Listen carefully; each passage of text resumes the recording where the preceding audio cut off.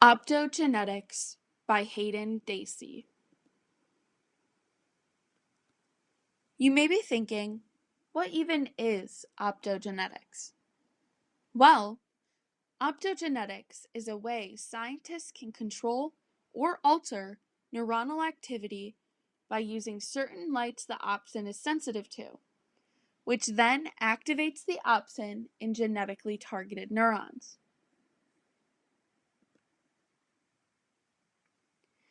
Here is a picture of what optogenetic experiments look like in a mouse.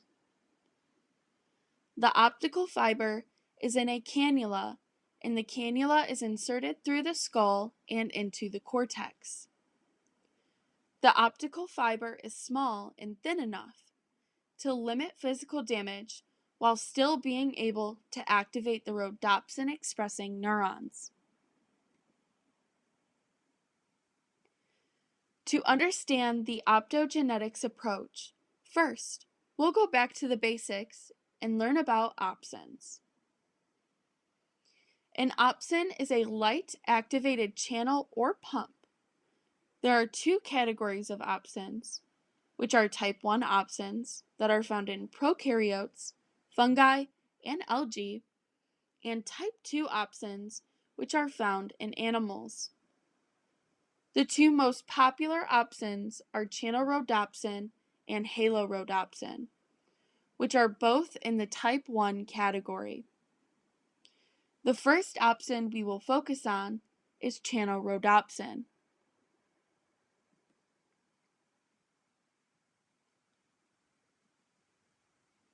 Channel rhodopsin is a channel that is activated by blue light, which triggers a conformational change to allow for the influx of sodium. The influx of sodium causes a depolarization strong enough to trigger an action potential. For those of you that may be confused, an action potential is defined as an elementary unit of nerve impulses that axons use to convey information across long distances. It is all or none, regenerative, and propagates unidirectionally in an axon. A demonstration of channel rhodopsin is to the left of the screen. This shows the channel before blue light and after blue light being applied. There is an influx of sodium, which leads to depolarization.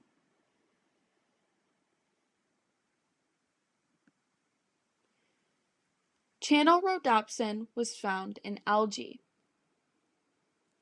Scientists can take the channel rhodopsin and place it in neurons. With the optical fiber, we can shine blue light and it will activate and excite the neurons that are genetically expressing the channel rhodopsin. Next up is halorhodopsin, which is our second most commonly used opsin.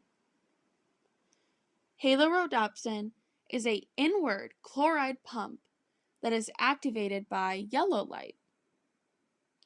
Just as channel rhodopsin, it can be genetically expressed in neurons.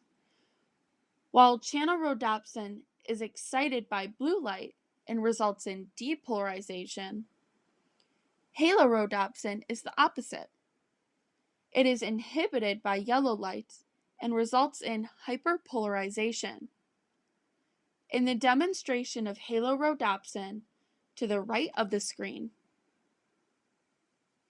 you can see that when yellow light is placed on the opsin, there is an influx of chloride, which causes a hyperpolarization. A hyperpolarization brings the electrical potential inside the neuron to a more negative value, which inhibits the firing of action potentials. You may be wondering how the opsin gets into the neurons, for lack of better terms. Well, first, the promoter and gene encoding opsin is isolated and the construct is pieced together. The construct, which is the promoter in gene encoding opsin, is inserted into a virus.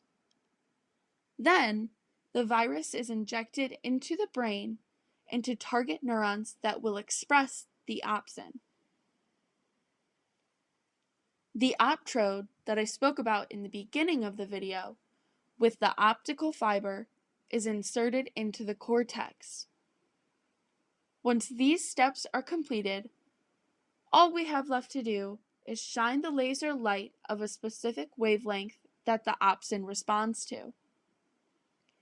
After all of this, we can record the electrical activity of the neurons and the behavior of the animal.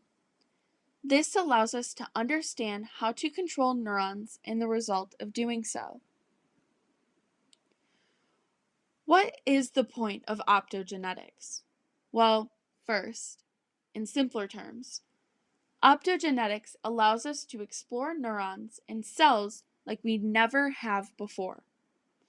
This research approach aids scientists in their understanding and research of neural circuits and their role on behavior. We can take the information and research gained from optogenetics to treat diseases and disorders in the central nervous system. In more expanding research, the approach has been utilized in the possibility of treating cardiac arrhythmias.